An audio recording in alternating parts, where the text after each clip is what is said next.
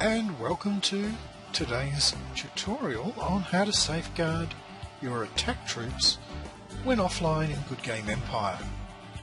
This video tutorial will demonstrate a method for safeguarding your troops whenever you are offline from Good Game. It's important to note that attack troops like two-handed sword, heavy crossbow have very little in the way of defensive strength and are therefore merely cannon fodder for the troops attacking your castle. Rather than leave those troops at your castle when you go offline, you'll be shown how to keep them safe and also productive by following just a few simple steps. The key to safeguarding is the bookmark function available at the top of your game in Good Game Empire. Bookmarked places. It's a little compass at the top. Now, as we mentioned, your attack troops are troops that you would normally attack robber barons with, etc. So what we're looking is finding how long you're going to be offline. So if you're going to be offline for 3 hours or 6 or 8 or even 12 hours, the easiest way is to use your map cursor. As you can see, the distance from my main castle at the moment, as I move it, increases. If we then use our arrow keys on the keyboard, we can pretty much see that we'll be scrolling all the way, in this instance, to the right or to the left. And what we're looking for is most probably going to be a distance of 300 map clicks away, and that should give us a maximum time frame which could be anywhere between 10 and 12 hours. And it is just a case, or a very simple case, of going across, getting up to say 300, and then find an RBC, Robber Baron Castle, that is roughly that distance. You look at it and you go, oh, okay. When I click on the castle, there is an option, as you can see, to bookmark the place. Well, the first thing we want to do before we bookmark it is, if we want to attack that robber baron, how long will it take for troops from my main castle to get to the robber baron? Now this is a distance of 298 map clicks. So let's just go through the process of selecting, and in this instance we'll use our two-handed swords to attack the robber baron. And we'll have a look at the time it will take. And in this instance, we can see that without any coin whatsoever, it's going to take 21 hours to arrive at that destination. So if you're not going to be online for a day, 21 hours, that's a good choice.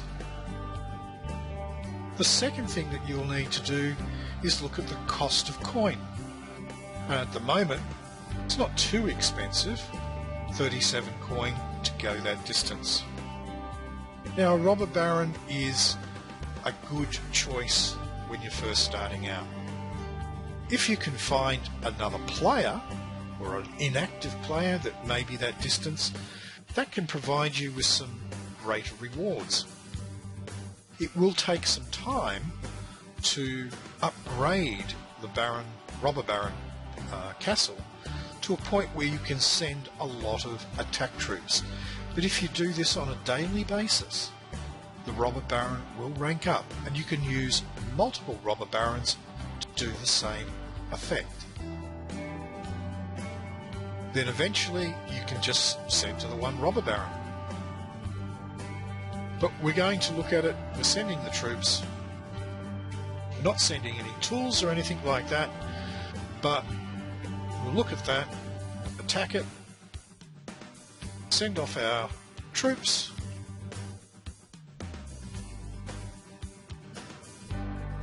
With our commander, and we've selected no coin. It's going to take 24 hours. Okay, so we're looking at the Robber Baron. We've just had a look at attacking it, and distance. We note that if we go down, select our attack troops, fill up all of the ranks with it, and then we go to send it. It's roughly 23 hours by standard travel. It would be 4 hours or 5 hours by coin travel, or if you had to, Ruby, but we're not going to use Ruby, and we shouldn't really even have to use coin. The idea and the concept is we've now got a distance and a time to a location. Now, if that was okay, we would then say go off and attack it. But we're going to cancel, and all we're going to do is say bookmark. So we now bookmark the place. It comes up with the map coordinates of where it is, but we can change by clicking on the green section here. We can change the name. And so what we would do in this instance is click on the change name, and we're going to call it 21 hours and RBC. So 21 hours RBC. We'll make it a hostile and click OK. So now if I went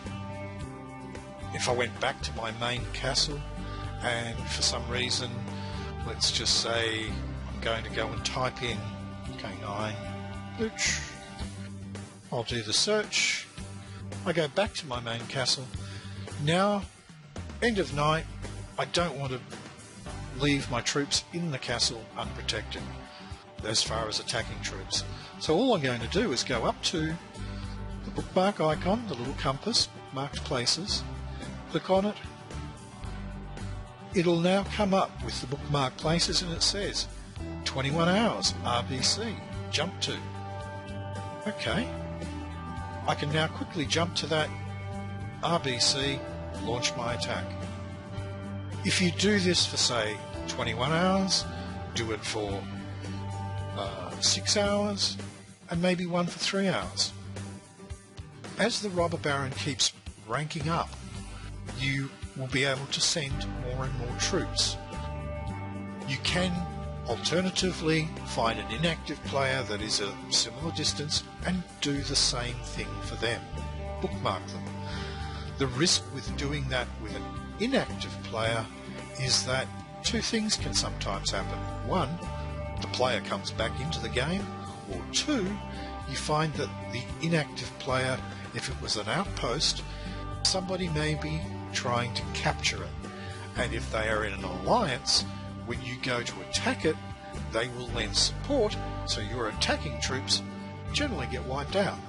So although it takes a longer time for you to ramp up the level of the RBC, the RBC generally as a rule provides coin, resources and experience points, and that would be a quick way to send your troops off to that to make sure that they can attack it. Now, bearing in mind the timings will differ if you are using tools and the types of tools that you're using, etc.